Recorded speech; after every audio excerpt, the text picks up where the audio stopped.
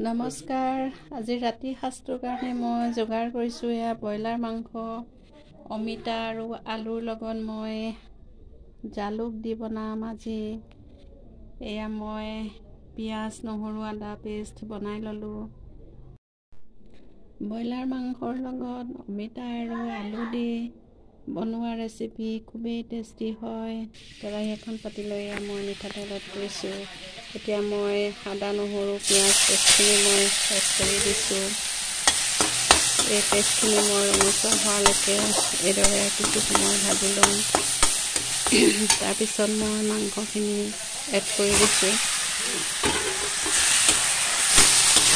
মই মাংসখিনি ফ্ৰাই কৰি লৈছোঁ এতিয়া ইয়াতে মই কাটি লোৱা অমিতা আৰু আলুখিনি এড কৰি দিছোঁ মই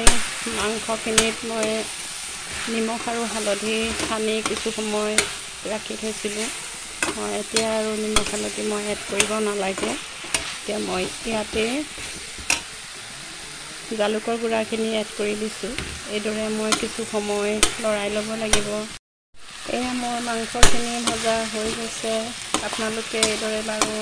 চব্জিৰ লগত জালুক দি মাংস খাইছেনে যদি নাই খোৱা এবাৰ নিশ্চয় ট্ৰাই কৰিব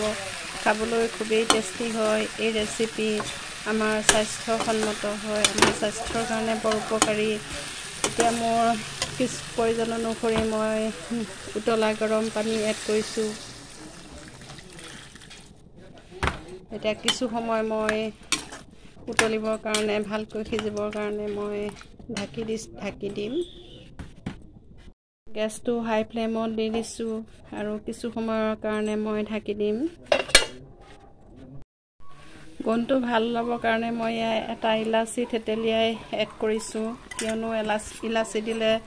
মাংসৰ গোন্ধটো বহুত ধুনীয়া হয়